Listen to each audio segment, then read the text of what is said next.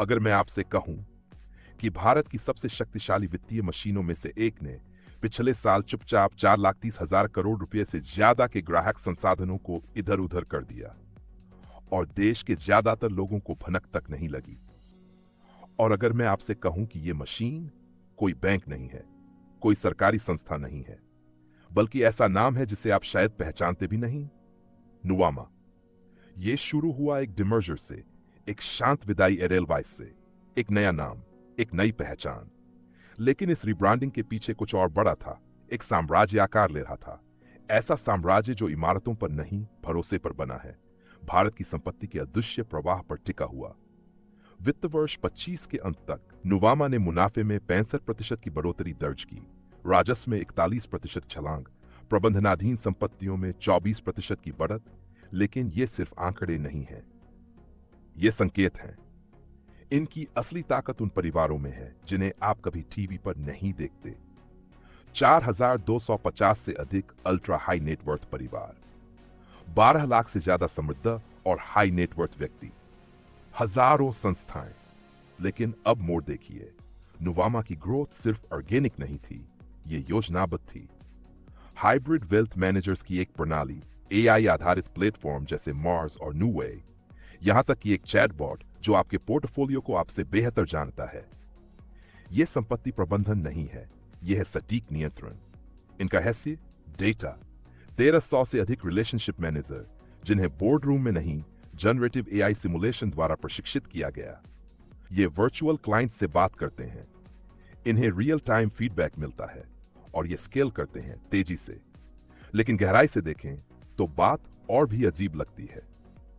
Client संपत्तियां पहुंची $50 अरब तक, लेकिन केवल 20% क्लाइंट्स इंसानों द्वारा हैंडल किए जाते हैं, बाकी मशीनों से, एल्गोरिथम से, बिहेवियरल एआई से। इन्होंने खुद को अलग किया, पुरानी विरासत को पीछे छोड़ा, जीरो से शुरुआत की और महज 2 सालों में बन गए भारत का सबसे बड़ा निजी वेल्थ प्लेटफॉर्म, परंपरागत बैंकों से बाहर। 500 से अधिक स्थान, 70 शाखाएं और 7,000 से ज्यादा बाहरी वेल्थ मैनेजर की एक छाया सेना। ये उत्पाद नहीं बेचते, ये आपके जीवन में घुल जाते हैं। लेकिन असली संकेत तो वो है जिस पर कोई बात नहीं कर रहा। नुवामा शेयर बाजार पर दांव नहीं लगा रहा, ये आप पर दांव लगा रहा है।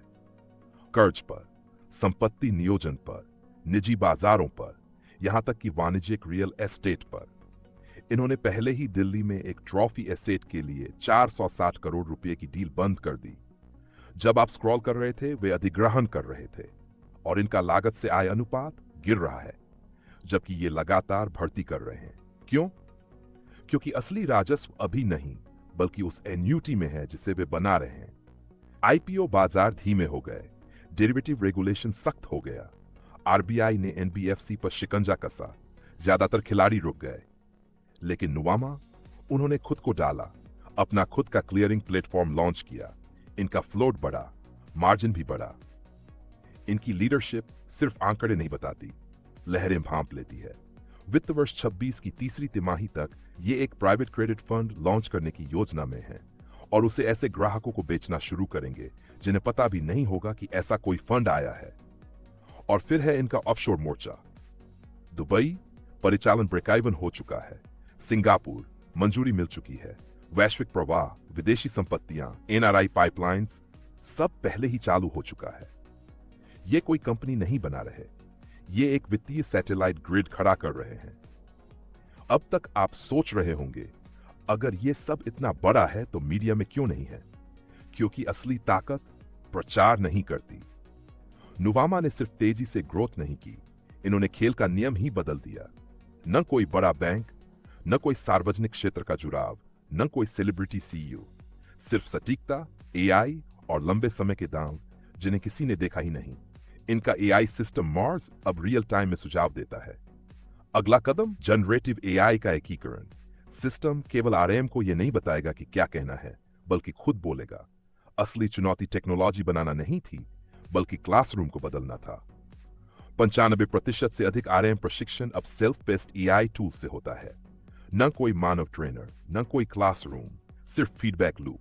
वित्त वर्ष 25 का ऑपरेटिंग मुनाफा 65% ऊपर, इक्विटी पर रिटर्न 31.5%, इनका डिविडेंड भुगतान मुनाफे का 48%। ये नकदी जमा नहीं कर रहे, ये शक्ति का संकेत दे रहे हैं।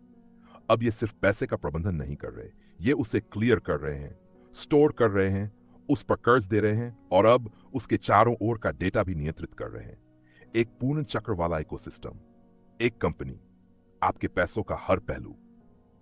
तो खुद से पूछिए, अगर एक कंपनी सलाह, निवेश, रियल एस्टेट, कर्ज, एआई, कस्टडी और सीमा पार प्रवाह को नियंत्रित करे, तो क्या होगा जब यह सिस्टम इतना बड़ा हो जाए कि उसे कोई सवाल न कर सके। वर्ष 2021 में ये एक डिमर्ज्ड ब्रांड थे। वर्ष 2025 में ये 4,30,000 करोड़ रुपए को नियंत्रित करते हैं। वर्ष 2028 तक आखिरी खेल क्या होगा? ये चुपचाप बढ़ रहे हैं, तेजी से, सटीकता के साथ। एक ब्रांड, एक इंटरफेस, एक संपत्ति का किला। लेकिन आखिरी टुकड़ा अभी भी अधूरा है। आखिर ये वास्तव में क्या बना रहे हैं? किसे असली फायदा हो रहा है और कोई सवाल क्यों नहीं पूछ रहा?